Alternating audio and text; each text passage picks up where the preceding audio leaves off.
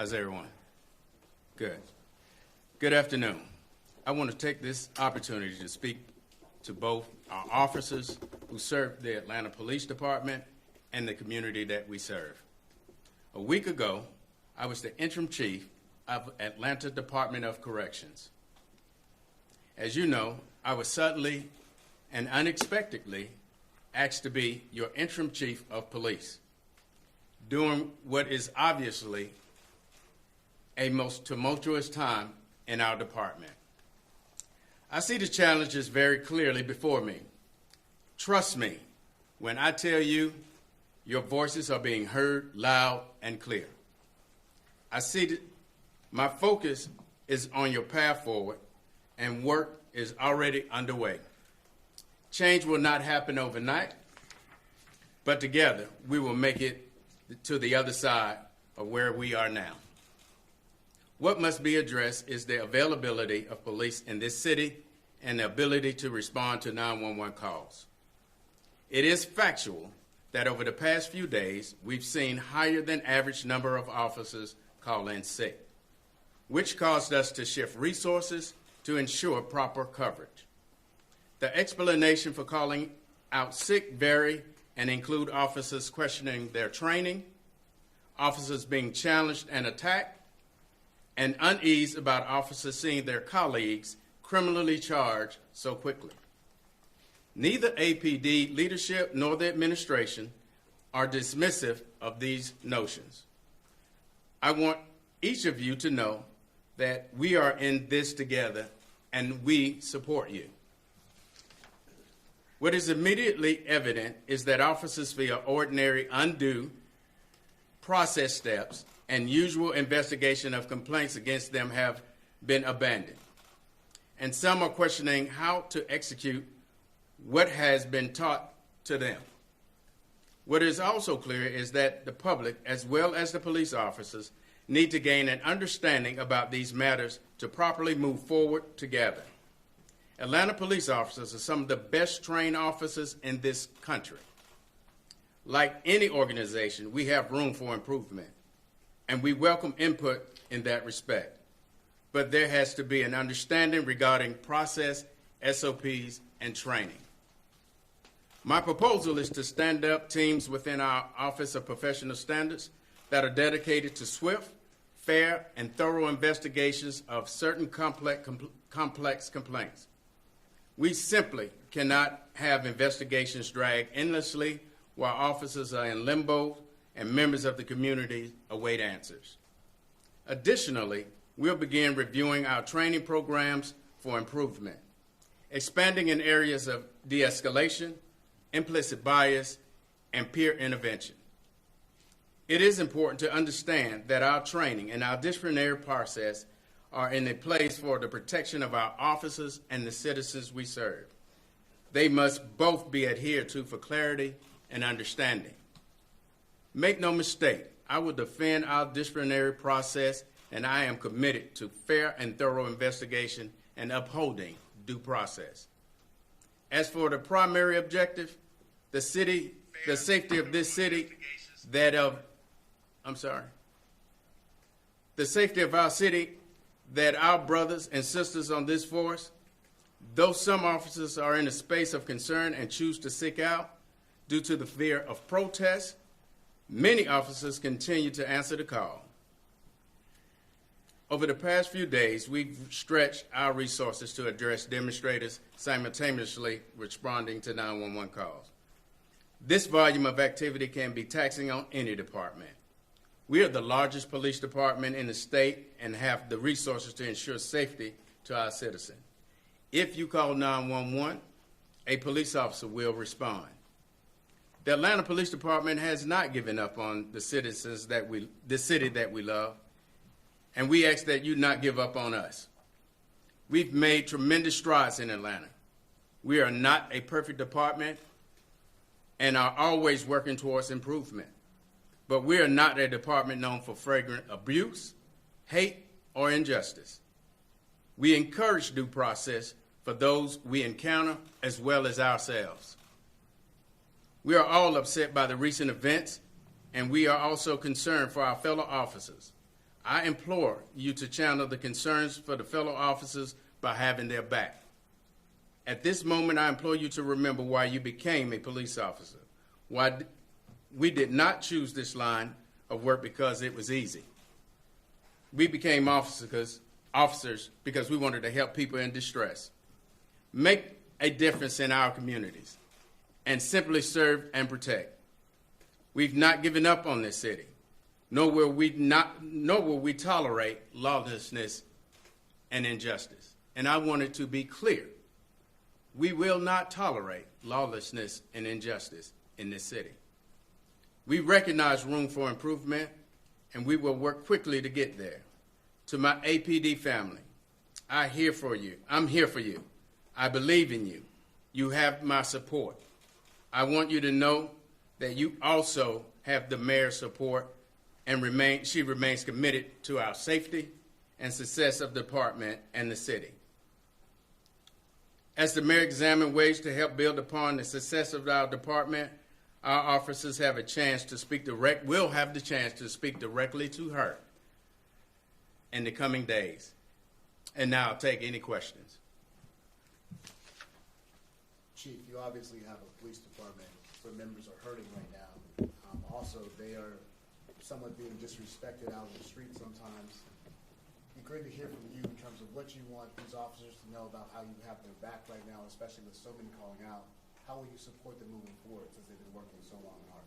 So that's a great question, Ron. Listen, we have been working for a number of days, long hours, making sure that this city remains safe. And I've been going to many of the roll calls, but I've had the executive staff, the chiefs and the majors, make sure that they go out to these roll calls as well, so they can hear directly from the officers and bring those concerns back to me so that we can come up with a strategy to better address it. So one of the things we had to incorporate over the past couple of days is to make sure that these officers can get some rest, because it is exhausting. I've looked at our disciplinary process. I've had conversations with the mayor to ensure that we can have a different look and spin on how we are addressing these issues. One concern I hear over and over, they believe that the police department has been turned into a political situation. It's political football. How can you let officers know that you're going to be standing between them and the politics? Well, see, I'm not getting into politics. That's not my position. I'm not here for politics. I'm here to lead this police department and from where we are right now. I can't bother with the politics that's going on. We got a lot of issues in the city of Atlanta right now as it relates to these demonstrations, and that's what I'm here to do. How many absentees, sir, have you had, and how many officers have resigned? So we've had, since June, the number is 9. And that's the number from our HR. What may be in the pipeline, I couldn't tell you because we don't have those numbers. As it relates to how many officers have sicked out, that number continue to fluctuate from day to day. Again, it is above average. We clearly see the significance in what's happening. But those numbers I'm continuing to be calculated so I can have a final number and report it back to you all. You don't have that number right now? I don't have an actual number. It's just not appropriate for me to give you an actual number at this time. There was an incident last night at the Wendy's where protests have been going on, where there was a shooting, a woman was shot. Are there any discussions being had about clearing out the protests there, clearing out the site? Listen, we are sensitive to protests, and we recognize that the community is hurting. But I don't want anyone to be misunderstood that our sensitivity will allow lawlessness to happen in this city. We understand that. So we are addressing those issues as they arrive. Around 2 p.m. earlier this afternoon, we had a report of a couple who were stopped by the Wendy's, by the protesters, and weren't allowed to pass because they were white and being attacked. Can you update any information on that? So I've heard that information as well. I'm not familiar with the actual steps that we have taken thus far because it's so quickly. I'm just getting that information myself. But I'll be glad to follow up and see exactly where we are. But I know that we are addressing it. And what about the shooting last night at Ponson Boulevard? You know about that? Absolutely. I'm familiar with that one as well, and we're investigating that as well. Again, I don't want people to be misunderstood. We are sensitive to the community's need. We recognize that they are hurting. And we're sensitive to that, but we will not tolerate lawlessness. Did the GBI, I believe, mentioned that they were not aware that charges were coming for the officer involved in the Wendy's situation? Did the APD, were you aware that charges were coming from the Fulton department? So what happened is I got a call right before the press conference itself saying that charges were being brought. So no, I was as shocked in our administrative process unless we recognize immediately that there's something before we call it. That's why we call the GBI in to investigate this, and we follow their lead. So I was surprised that the DA would get to that conclusion that fast. How would you say the relationship with the Fulton County DA's office and the APD is doing right now? I mean, we have to work. We're two organizations, two pieces of government that have to work together. Good, bad, you have to work together. We have to work together. All right. Chief, it's clear that the city's hurting, like the officers are hurting as well. You've been here for quite some time. Reflect on where we are right now. You've been here for a while. Can you compare it to anything, or is this one of the worst situations? This is probably I've been here a while. You're absolutely right. This is my 31st, and now that I'm back, it appears that I'm working on my 32nd year. And yes, this is a very challenging time. But one of the things I was able to do is go out and talk to the officers myself and some of these very officers behind me to get their input on what was happening, what they were feeling. And as I stated in my speech earlier, a number of them have concerns about what's going on. This is a unique space. We've not seen incidences where cases have been brought against our police officers and have been brought so rapidly. We have a number of them that he's not moved on, the DA has not moved on that quickly. But there are officers sitting at home right now who you might be able to talk to. What do you want them to know about maybe coming back? One of the things I can't address the issues that have happened. What I can tell you is that we have to have faith in our due process. And if you have faith in your due process and believe that you have done everything appropriately, due process will play out.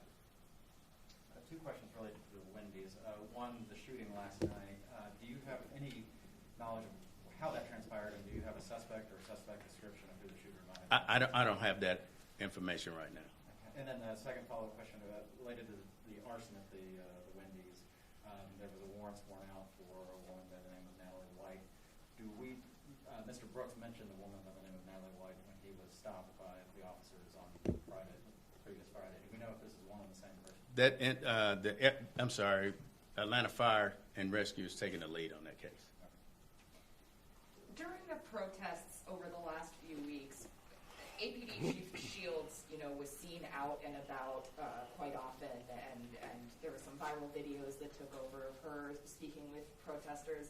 Does that feel like a philosophy that you're going to be carrying on? Do you feel like it ultimately failed?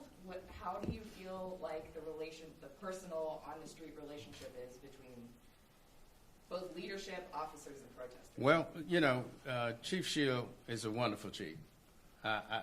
She and I worked together for a number of years on this police department. And she have her style and I have mine. I am clearly also a person that doesn't have a problem getting out in the community and talking to the community. I think that as a zone commander, that was one of my strengths, continuing to meet with the community where they were. And then as well, meeting with these officers where they were. So I think that the strategy of getting out and actually hearing the concerns of the people and them being able to hear my voice directly is a good strategy. Last question, guys. There must have been a reason, Mayor Bob, you think you to leave the department at this point. Is there any kind of reason in particular you think you would show? You would really have to ask the mayor. I would imagine that she had seen me work from being a major in the zone all the way up to being the assistant chief of the police department, and I was already serving as the interim of the jail, and she felt the need for me to come in and assist here as well. But that's a question better asked for the mayor. Thank you, everyone. Please wait to be escorted out of the building by the public affairs personnel in the back. Thank you.